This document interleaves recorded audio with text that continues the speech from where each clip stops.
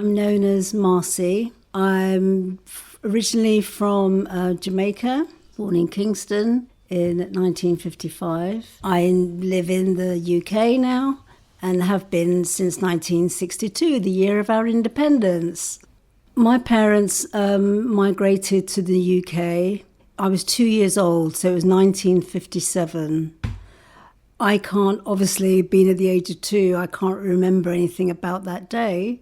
But interestingly enough, when I look at photos, which I now have only a very few photos, I can now make a little bit of sense and have a little bit of my story in my own head, because I was never told what my story was. So I kind of had to just, make it up and live it. My parents hadn't just me in Jamaica. Parents were both very young. My mother was 14 when she became pregnant with me, and my father was 2 years older, so he was 16. I really don't remember them as a young child. I really can't remember anything about them at all. I've got a picture of their wedding day. I've got a picture of, a couple of other pictures, which now, in trying to make sense of my life, I think those pictures were from days where they were preparing, or maybe the day that they left me in Jamaica. That's my story that I've made in my head, because of the way that we were all dressed. But yeah, so in Jamaica there was just me. I was the only child. They had other children when they moved to the UK. Feel tearful already when I think about what life was like in Jamaica. I lived with my granddad and my grandma. And when I was 2, which was round about the time that my parents came to the UK, my grandma had another child who was my uncle, Uncle Junior, and he and I grew up together, so I had a little playmate. I had other aunties. My mum had sisters which were, who were in Jamaica. I just remember being happy.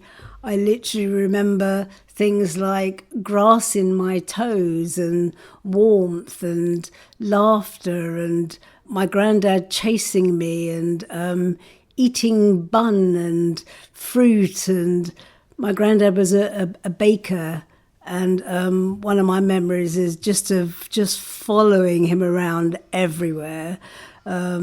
And he was just a very funny man and very loving. My grandma, I think, was just very busy, because in those memories I have, my grandma is less present.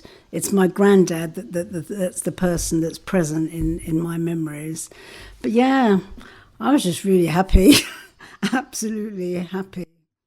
It's a hard one for me to imagine or remember, because I can't recollect anything of what it was like to be with them or to not be with them.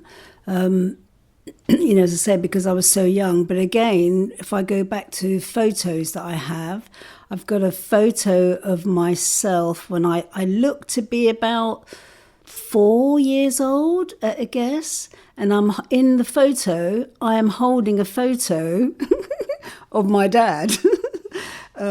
So I am, from that I take it that, it was either a put together photo that my grandparents were going to, maybe it was my birthday or something. I don't know. Maybe it was an occasion, where that photo was taken to send back to them in England with, in my hand, I've got a picture of my dad. I don't know. Or that's about the best I can make of that one, but I don't have any direct experience, memories of being with them in Jamaica at all. The time where I was aware, I left Jamaica to join my parents in the UK in 1962 at the age of 7. My whole life changed. My memory kicks in a lot around about that time, I think, because I knew it was going to be such a big thing. It was big for my grandparents. I could see that there was upset, and a whole sort of frisson. There was a whole hive of activity and unsettling. There was something happening. So leading up to it, I remember very clearly, for instance, going to get my passport picture taken. I remember that day. And I remember, conversations would change. My grandmother would be saying things to me like, you're going to England, you must behave yourself, you must remember to wear your shoes, all the things I didn't do in Jamaica that she was always chasing me to do, put your shoes on or whatever. Because I said, earlier on that I love the feel of grass in my toes, so why would I be putting shoes on? So there was, it was a time of big change. So there was, the going to get the passport picture, all the things that I must now do and must not do changed. All of a sudden there was all these expectations put on me of I couldn't just be. I wasn't just going to be me. I was going to be somebody else, it felt like. I find it hard to remember the day that I actually left. And I think sitting here in this very moment, I've realised that actually it's not something I've ever actually wanted to revisit and go to. I think I have just blanked that day out, the moments of, the last moments where I was with them or the last moments that I saw them. And I don't know. I really can't put myself there. I think I don't know whether it's just too painful. I definitely remember the leading up to it. I do remember one thing has just come, blooming dress, the dress that I had to wear, this really itchy, scratchy dress that, had little sleeves on it, and I remember being really uncomfortable. So I must have a memory of getting dressed to go and all the fuss and just all the fuss of getting me ready to actually get on this plane. So that's actually all I remember, the uncomfortableness of getting dressed to leave. I can't remember the last moments. I can't remember the last moments with them. I can't remember the goodbyes. I think that's quite hard for a 7-year-old to remember the goodbyes. Having grandchildren myself now and looking at, watching them evolve in their experiences of life, it's hard at different ages for them to remember things. And one of the things that I do know, watching my grandchildren, is the earliest things that they remember, they're remembered because they're told the stories, because they're the stories of what's happening and evolving in their life are told to them and shared all the time, and we laugh about it or we'll cry about it or we'll question it, and I feel I didn't have those. I didn't have those stories evolving with me. Things just happened to me in life, and then that was the end of that particular thing. So I don't have that locked in memory. So I met my parents on the 16th of October 1962. I came by myself to the UK. I flew, it was on an aeroplane, and somebody got me on the plane. Somebody made sure I was okay on the plane. But that was it. I don't remember the journey. I do remember being at the airport. I do remember looking up at a balcony. I do remember there were some black people on this balcony, and I remember they were waving, and I remember being quite excited and thinking, oh, these must be my parents. And I waved back, but it wasn't my parents. It was just another family there on the balcony. My next memory is being in a car. So my parents, my mother, my father, and my sister. I had a sister who I wasn't even aware that I had a sister, or my memory doesn't serve me remembering that I had a sister. And so we were in a car, and I remember being in the back of the car with my sister, and she was 4 years old. Don't know if I was told that at the time, but I know that now, obviously, that she was 4.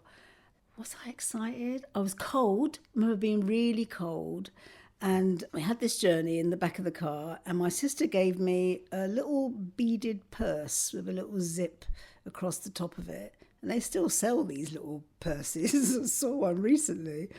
And before the end of the journey was over, so they lived in, so we had to travel from whichever airport we were at, which I presume, was it Heathrow in those days? I don't know, whichever airport it was at, to South London.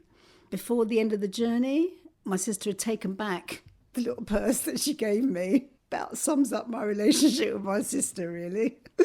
I'm laughing because I do think it's funny. But yeah, so that's a memory.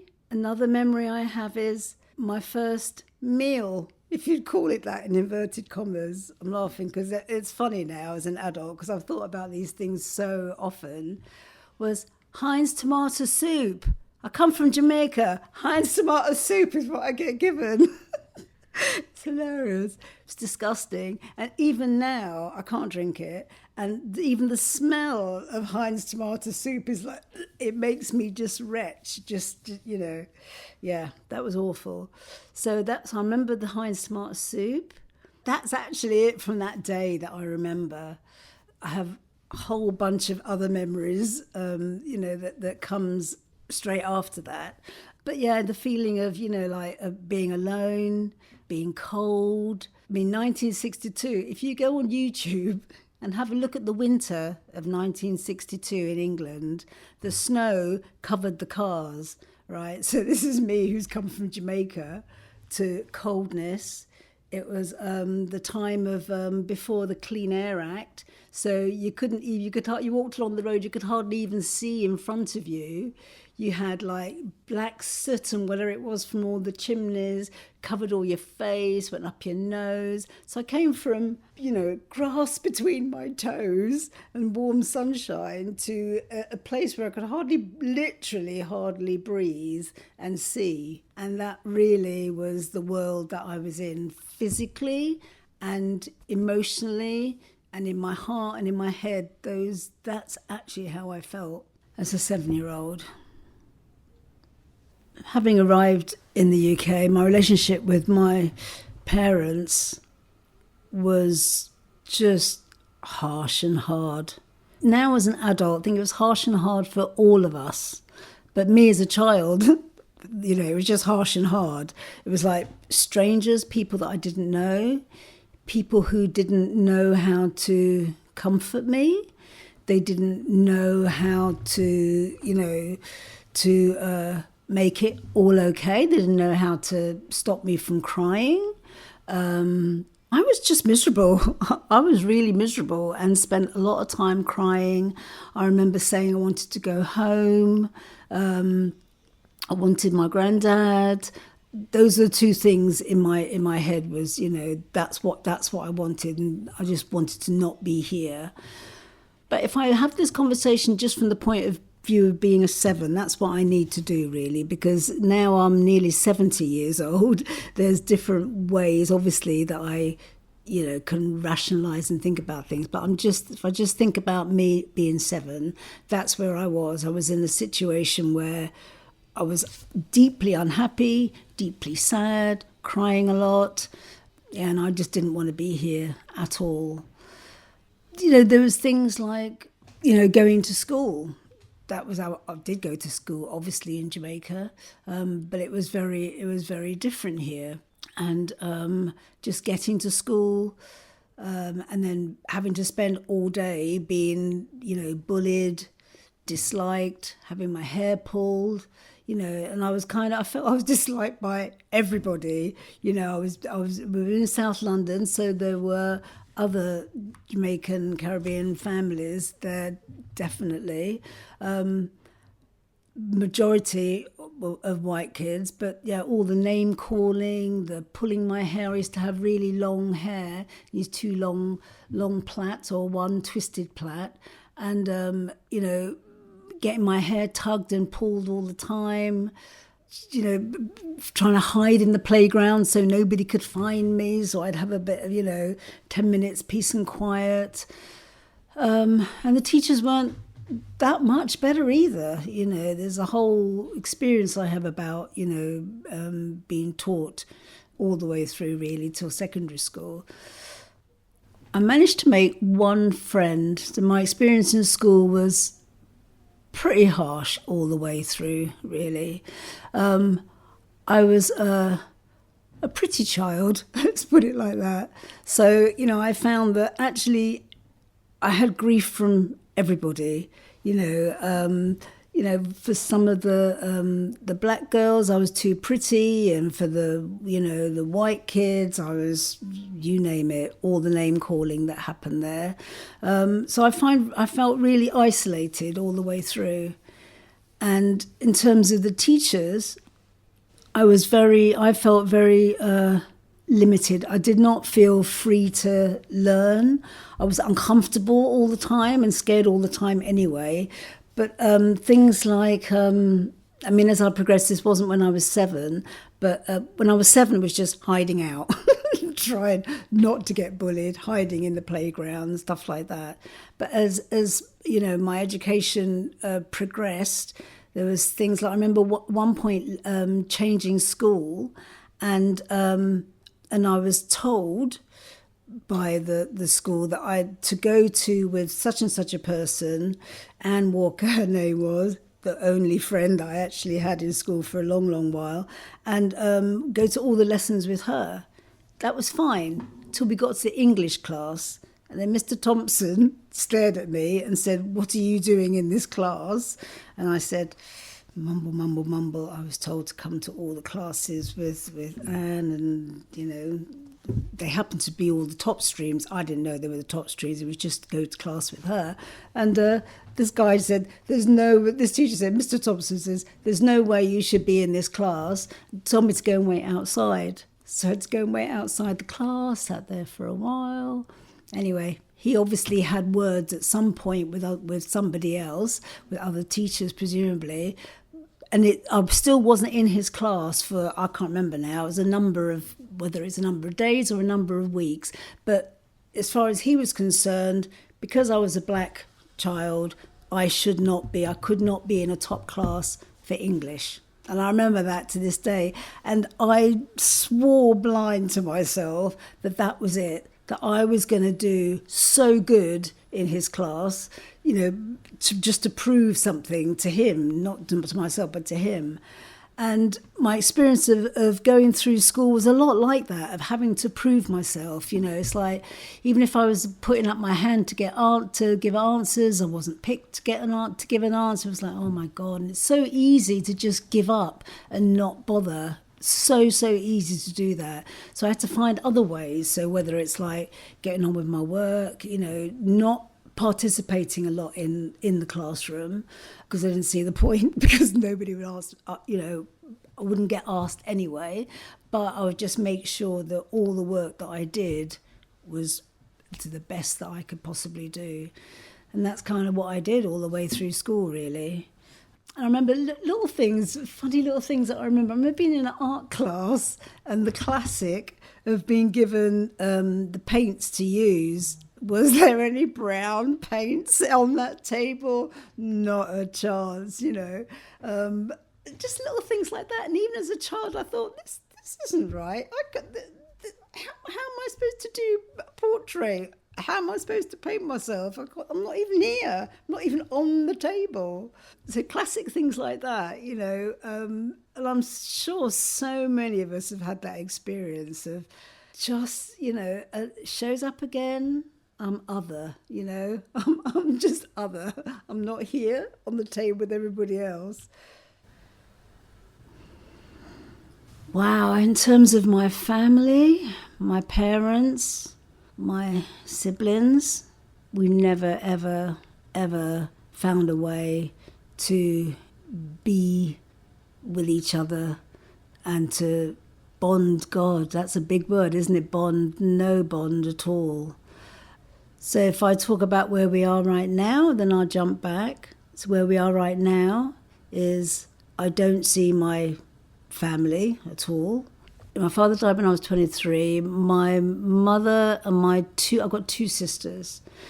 So the middle one that was 4 years, she's 4 years younger than me, we absolutely never, ever, ever found a connection. From that day with the purse, that really summed it up. You have this, no, I'm going to take it back.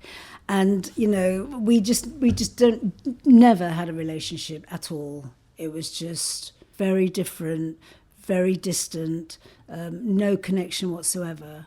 My younger sister was born when I was 11, and that was quite amazing for me. That was a tiny little chink of light that was there in my life. Just this little baby, how can you not love a baby? And I loved, I could do things like, I felt for the first time, kind of for a moment, part of a family. So I was allowed to hold the baby. I was allowed to give her a bottle. So for a very short time, I felt I belonged and I felt joined. Didn't last very long. But I think maybe thinking back now, it was probably just because I was just, a helpful pair of hands at the time or something. But with my younger sister, I did enjoy her in a quiet way. I was kept very separate from it's another long conversation, but I was kept very separate from my sisters. So, we would do things together, but it was kind of, I always felt I was on the edge. I was marginalised. I was kind of, I don't know, I can't even explain what I mean. Things come to mind like with my parents, my two sisters, and my other set of grandparents that were already living in the UK. Things like, I remember going to Margate one year. So I'm guessing I was probably about 9 or something. And I remember just feeling ridiculed on the beach. So let me just say, my two sisters are very light-skinned, right? They're very light-skinned, and they're very different to me. I'm quite dark-skinned. Just looks-wise, we're very different as well. They've got like gingery hair and greeny eyes, and I've got black hair and brown eyes, and we physically even look different. And so we're on the beach, and I remember, being ridiculed by my mum just making comments like, the sand and stuff making my skin put in how did she say it? But like making my skin look white. It's got like a sandy colour on my skin, and just being ridiculed about the tone of my skin. Just that was a constant thing in the family, where I was just little pokes at little things, again, about being different, things about my skin, not even just the skin colour, but the tone of my skin, or whatever. I don't know, if I put too much cream on it, then my skin was too shiny, and if I didn't put cream on it, it was dull, and oh my God, just loads of, just that constant thing. So I always felt separate whenever, even if we were all together. I just, either it was me making myself separate or just feeling marginalised and separate. So I never felt part of, this is my family, I can run around and be free in it. I never felt, that wasn't my experience at all. And and even just playing with my sisters, there were times where I was useful. So like, I remember during the school holidays, because my little sister now so I was 11 when she was born, so it's 11 years between us. So it was quite helpful to have an 11-year-old and a baby. There's lots of things I can do. So there were times where I definitely felt, the times where I felt I belonged or included. Now I feel is the times where I was just like, do something to help out, but not even really in a loving way, more of a practical way. But I did enjoy her. I really enjoyed having a tiny little sister, and that feeling of that it allowed me to feel I belonged, as tiny little scrap feeling as it was, that was there. I did feel that. My relationship with my younger sister went south and changed. It really went south and changed when I left home. But if I look at that before then, as she got older and my mum went back to work, my little sister had a childminder, and I could just let myself in from school, so that was fine. But the other two had a childminder, so there was a bit of separation there. And then, there was less time that we spent together. As I was getting older, so by say my teens, I started to be more verbal about my upset, and and more outspoken. And I think this caused a problem for my family. There was also, which I haven't touched on yet, but throughout all this time, there was all the, not just the smacking, but beating, or the verbal abuse that happened, that made me also not feel safe and not okay, and always other. So I never did anything right. I had loads of jobs to constantly do. I would have to, polish all the shoes. That was one of my jobs. And I mean, kids help out. Yes, of course, kids help out and do help with the drying up and stuff. But I was such a nervous child. I was always breaking things. So I'd be drying the dishes and I would just drop something, not because I was clumsy, but because I was just nervous all the time. And of course I'd break something, and then, then I'd get beaten for it, and so on and so forth. And it just goes on. So there was lots of getting beaten, of the wickedest kind, beaten with belts, with buckles on it, beaten running up the stairs. My mother would do the shoving. That's what she would do. She would shove me and push me into things. I've still got scars on my body now of things that she, shoved me across the kitchen, and I'd bash my head on the bread tin, the Bakelite tin, and it smashed and clipped the side of my head. And it's just all that stuff was going on throughout all of this time. I don't know what age it started, but I feel it was pretty much soon after I got to the UK. So that was an additional thing I had to be dealing with as well. And as a child, I remember just thinking I've got to be really quiet. And I think that's also part of the experience of living separately from my sisters, because I was separated from them. They were doing what they were doing, and I was always being punished, whether it was punished because I'd broken something, or I hadn't done something, or I hadn't done something right, or I hadn't jumped immediately when I was called and yelled from, downstairs to come and do something. So that's just that constant living in fear and anxiety all of the time. I left home when I was 16. I've been thinking about it for a while, thinking about it in terms of I've nearly had 10 years of this misery. I have got to leave. How do I leave? How do I get out of this situation? And I thought about that for a few years, of how do I actually escape.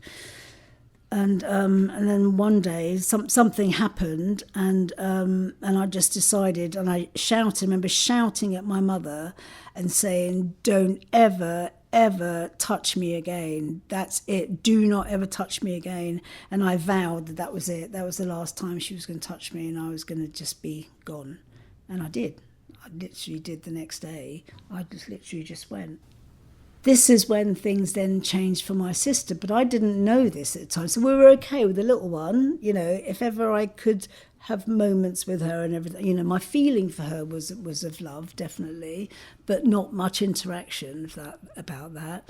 But yeah, I think I learned much later in life that actually that was quite hard for her when I left home, because she didn't understand what was going on. One minute I was there, and the next minute I wasn't there.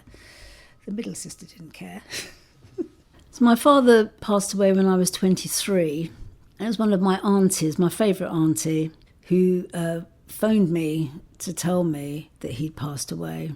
And although we'd never been close, and the fact that he was the one that did the beating of me, but I'm also aware the beating happened at the request of my mother. When I look back at my life with my inverted commas relationship with my father or my parents, if I look and see whoever showed me any kindness, however fleeting, who showed me any kindness, it was my father. Who was the one when, I had German measles and was really ill? Who was the one that came in the bedroom to ask me how I was feeling? It was my father. Who was the one who invited me one day to let him show me how to play table tennis? It's my father. So there are fleeting moments where, you know, if there's anybody either of them that I felt cared for me, it was him. So when he did die, I was, you know, I was sad. I was thinking, gosh, you know, it's my father and he's died. And I did feel a bit sad. I also felt duty bound. You know, my auntie was saying, you know, when the funeral was going to be, and et cetera, et cetera. And I was thinking, oh God, does that mean I need to do this? I need to go to the funeral. And I did go to the funeral, and I surprised myself by being really, really traumatizingly feeling inside upset. I was really tearful. I wasn't expecting that I'd be feeling really tearful. Now, whether that's just, you know, thinking all the could-haves, the would-haves, the could-haves, the should-haves, the whatevers. But yeah, I did feel really sad. Obviously, I saw my mother. I stayed in the house that they'd moved several times between me leaving home and the time of the funeral. But I stayed in the house as well. Yeah, so that didn't have any memories, thankfully, because it was a new house to me, and I did get to see my little sister, so that was quite nice. But yeah, it was weird. It was definitely weird, and I was thankful that there were other family around. I mean, we haven't talked about my Auntie Barbara, who was one of the saving graces of my life. Maybe it comes into this story, maybe it doesn't. We'll have to see. But yeah, I was just thankful that Auntie Barbara was there too. She was my Jamaican link throughout my whole childhood. Yeah, she helped me survive. So my links with my grandparents in Jamaica lay dormant for a good few years, really. It wasn't till after I'd left home that I then started to, you know, to make sure and link back in with my grandparents through my aunties. They'd moved, a couple of my aunties had moved from Jamaica by then to Canada. But through those aunties, I managed to then, you know, reconnect with my grandparents. I really wanted to go back to Jamaica, but having no money, it's not easy, you know. I was like 17 when I left home, just before I was 17 actually, it was in August. It was a month before my 17th birthday. But, you know, yes, I wanted to go, but I didn't have the money to be able to go. But it was always in the back of my mind to do that. And then I started to send birthday cards and Christmas cards to my grandparents. So that was my way of staying in contact. I got married in 79, I think it was. And me and my husband wanted to go to Jamaica. And it was just before there was massive shootings and gun unrest and the politics, and it was really heavy at the time. And he just said, I don't think I'm brave enough to go right now. Let's wait for a while. So we did. So we didn't go then. Unfortunately, what happened round about that time was my grandma. So I never got to see my grandma again. And then with my granddad, so we went to Jamaica, I think it was 81. So it's quite a long while now, you know, having left in 62. But I thought, right, we're gonna go. And I wasn't sure how it was going to work out. We had to go to America to do a 6-day training course that we were doing. And I was saying, right, what we'll do is we'll fly from America. Wasn't sure about the timings, so I didn't want to tell my granddad we were coming at all. Didn't want to give him, just because I didn't want to disappoint him, so we didn't let him know at all we were going to go. And so I said, let's just fly from America when we can. We've got the dates sorted, and we'll just go. So we went to America. We did the 6-day training that we were doing. I was really ill. Somebody gave us a flat in Las Vegas, and as soon as I was better, I said, right, should we just go this afternoon? I love doing things like that. I said, should we just go today? Let's just go. So I said, all right, fine. So we went back, we threw our stuff in the bags and got a ticket and flew to Jamaica. My granddad doesn't know we're coming, right? He does not know we're coming. So we get there, get to the airport. Guy takes us to Savoy Avenue. I get there. My granddad's sitting outside on a chair. So he's living with one of my aunties. And he's sitting on the chair, having a little nod. And opened the gate. He looks up, he looks at me. So he hasn't seen me since I was 7. And he looks at me. He knew immediately that it was me. So I went in, you can imagine, went up to the veranda, big hugs, couldn't talk. You can imagine the moment of how that felt, just full of everything, full of love and longing and for all the lost time and just everything in that moment was overwhelmingly amazing. What was even more amazing, my granddad wore little short sleeve shirts. He used to have a pocket in the top. He used to carry all sorts of things in his pocket. And he pulled the things out of his pocket, and there's a little sewing kit in case a button comes off, and various other things, handkerchief. And in this pocket was a photo of me when I was little. It's a little tiny little pocket picture, and he carried it in his pocket all the time. He told me he carried it in his pocket all the time since I'd left. It's amazing. Absolutely amazing.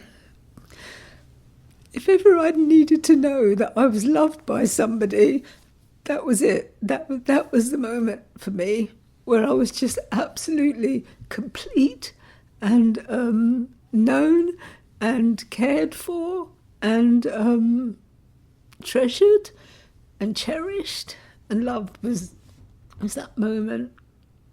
The worst part of my story was having to leave my grandfather, having to leave Jamaica, having to leave what I know is a place of love and security and safety and freedom to be me without even thinking about who I am. I'm just me. I can just be in this world. That was hard to do that.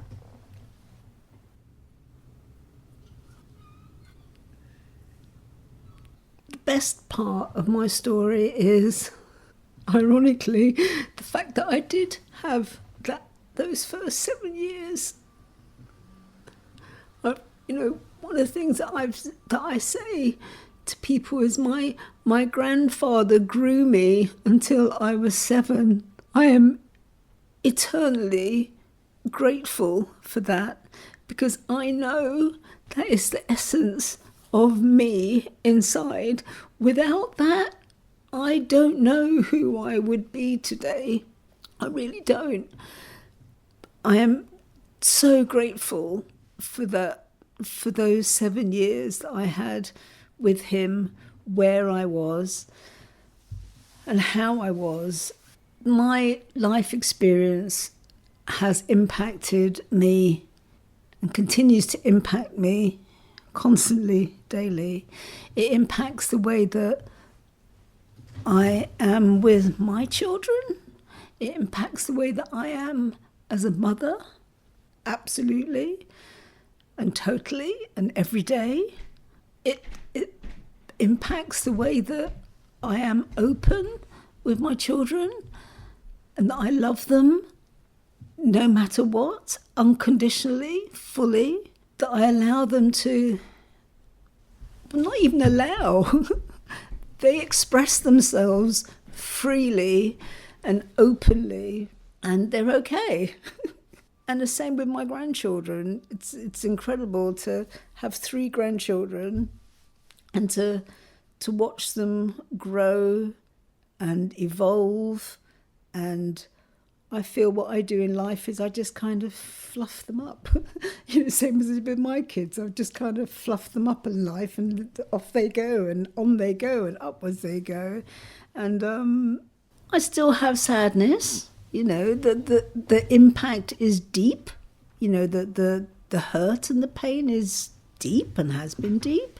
And when I allow it, it does, and touch upon it, it is very painful. It has meant that, I don't have a relationship with my mother, and I don't have a relationship with my two sisters. But that's okay. That's okay, because the kernel, the essence of me, those first 7 years is what was important. And as an adult, I have now been able to make sense of my story. And there are answers I touched upon briefly about how very different me and my two sisters are. And I only found out recently through DNA, actually, the things that I felt about our differences were so right, that actually genetically we are not sisters, we're half sisters. And, that's incredible. And, and some of the things that have made difficult for my mother, that there are truths which she hasn't spoken herself. There are things that she won't speak about. And whether, at the time, whether that made any difference, no, not as a child. As an adult, yes, that would help me to make sense of my life, definitely. But yeah, to find out that, your daddy ain't your daddy, but your daddy didn't know, it's a whole nother story. And that has had an impact on me and my two sisters. But yeah, where I'm like this, about it. It was a decision I made about not ever seeing my mother again. And it sounds pretty harsh, but then harsh meets harsh.